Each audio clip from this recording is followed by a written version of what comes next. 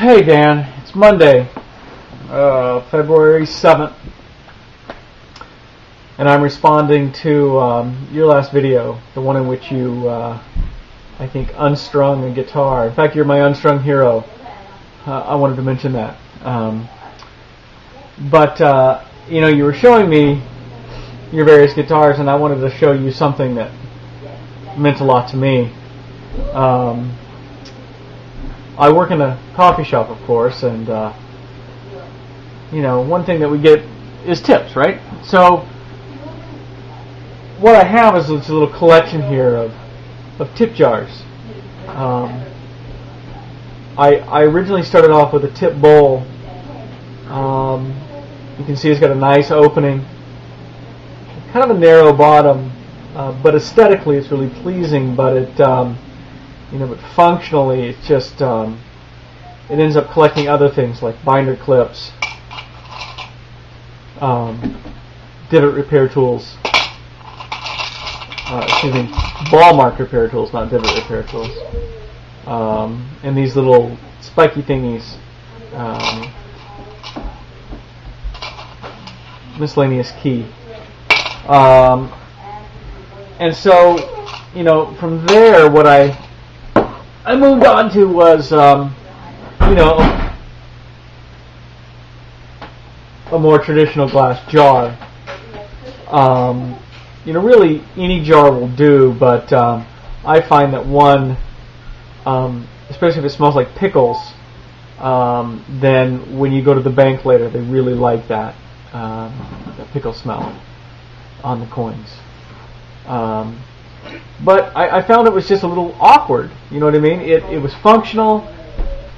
I love the glass, the aesthetic of the glass. You know, it's, but it wasn't very functional. So I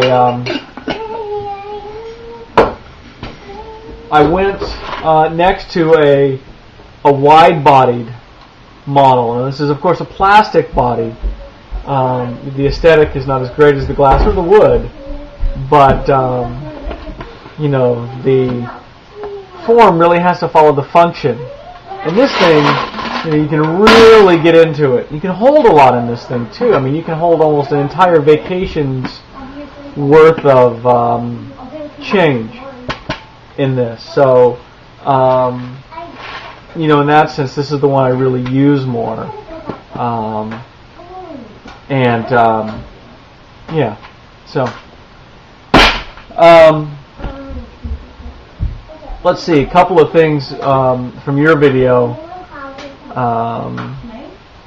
if I can read my handwriting.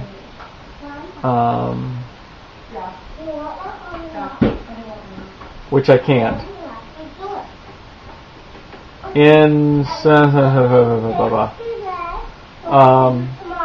Well, the triathlon you made reference to, and there's two different basic link triathlons. Get that garbage out of here. Go throw it. No, go throw it in the garbage can. Get the cookie out of here.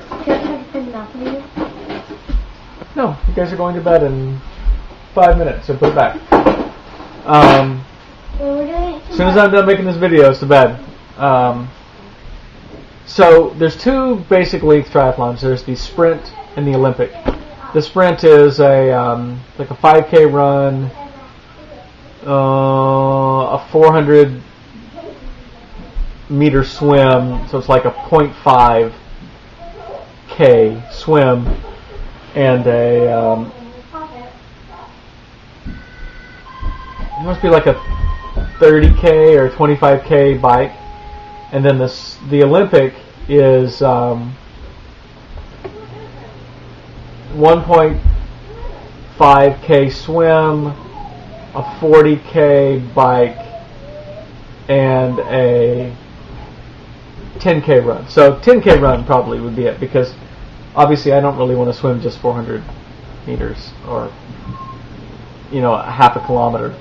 I'd rather swim, you know, a kilometer and a half, frankly. So anyway, so we'll see. I think Ned would be up for it. And if you're up for it, I'm not sure I'd recommend the Vibram Five Fingers, but you know, what do I know? Maybe I could swim in them. That'd be cool.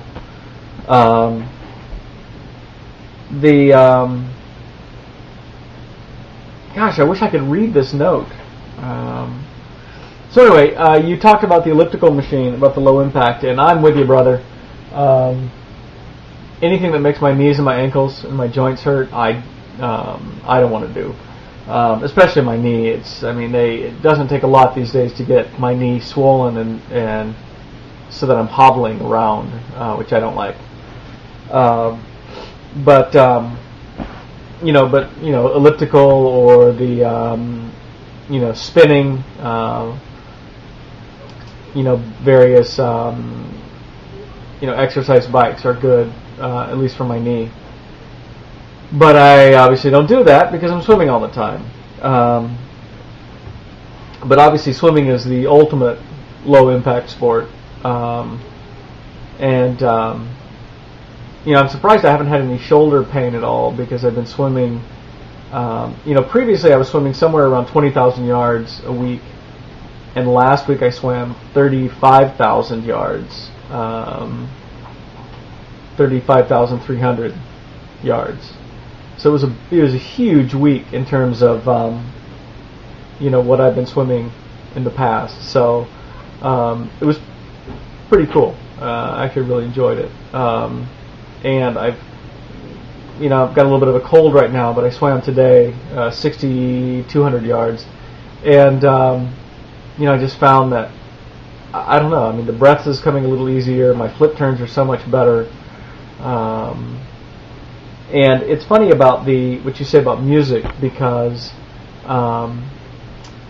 they make an MP3 player for swimmers, and I've thought about it, but honestly, I've gotten to the point where I like the meditative component of swimming, because it's interesting because you not only have, it's like a sensory deprivation chamber, because you can feel the water, but honestly, before long, you're not really feeling it hot or cold. It's just there.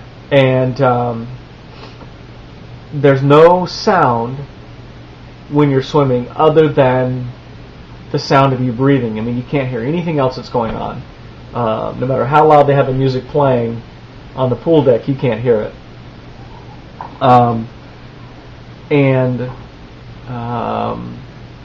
oftentimes, especially when it's cloudy outside, you don't have a lot of light, and then your goggles fog up, and so it really is this total sensory deprivation, so that the only thing you're feeling is pain and loneliness, which I really like that about swimming. But I don't know, because I know what you say, that they've actually done studies about the music and how that makes you speed up. You've probably done it in the car when AC/DC comes on. Next thing you know, you're going 55 and a 25. That happens to me quite often. When I was a cop, it was not as big of a deal, but now it is. So, with especially with the swimming workouts I do, it's not like I'm getting into swimming.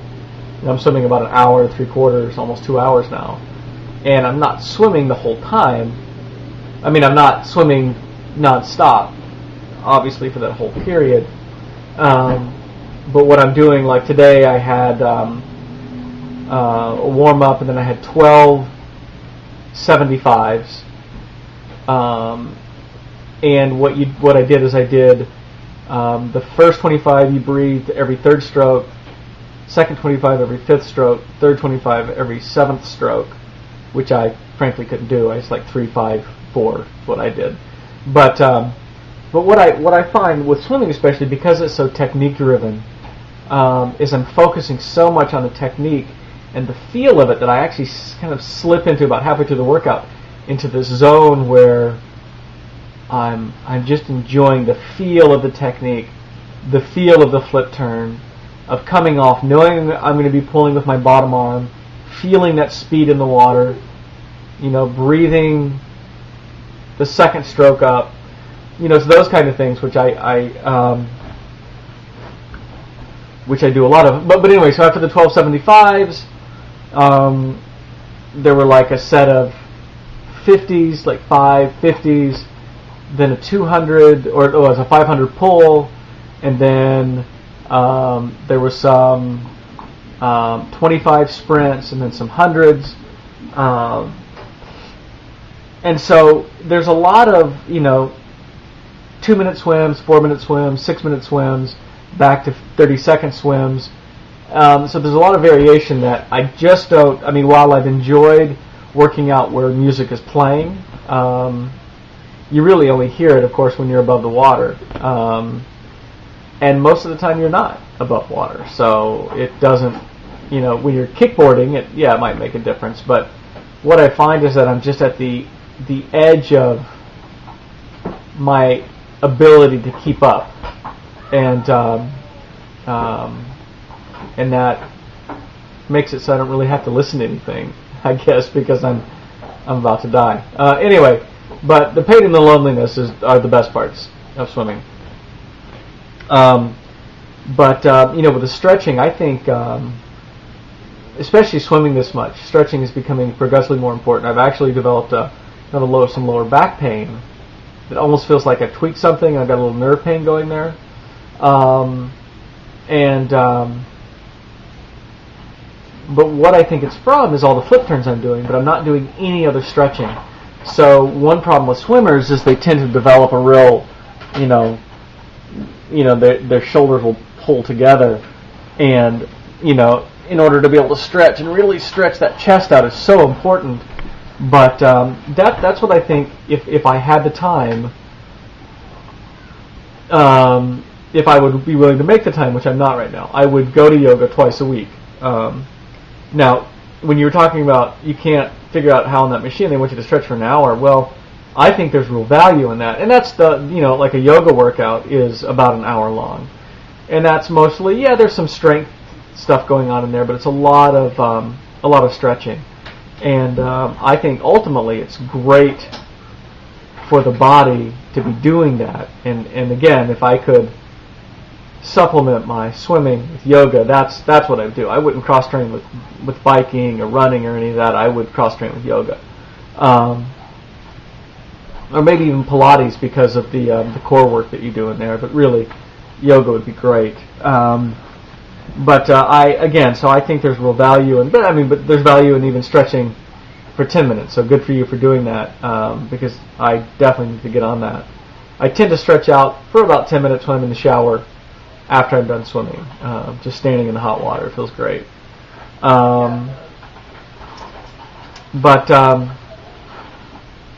yak attack you said, that's really cool that you're going to play with what is it, 6 on 6, 5 on 5, and because that was one of my favorite tournaments that we did when I was playing with Printer back in Olympia, was when we go up to the 5 or 6-a-side tournaments in Tacoma, and oh man, they were fun, so much fun. I think we ended up breaking our team up into 3 different teams, and I just loved it. So I'm really, even though I don't really have a desire to get out and play, simply because I've been away from the physical aspect of it so long that it hurts when I do it, I remember how it felt and how much I loved it. So when is that, did you say, is that tournament? I guess I can get online and look, but why can I do that? Why should I do that when I can ask you? But that, I'm assuming that's like next month. Maybe it's in March. So anyway, that sounds like a great time, enjoy that. So play keeper, play in the field a little bit. Score a goal for me, score a hat trick for me, make a diving save or 3 for me. So, and I've got more to say, but I think I'll save that for the next video, because this is going to be a 2-parter, because I've got obviously lots to talk about.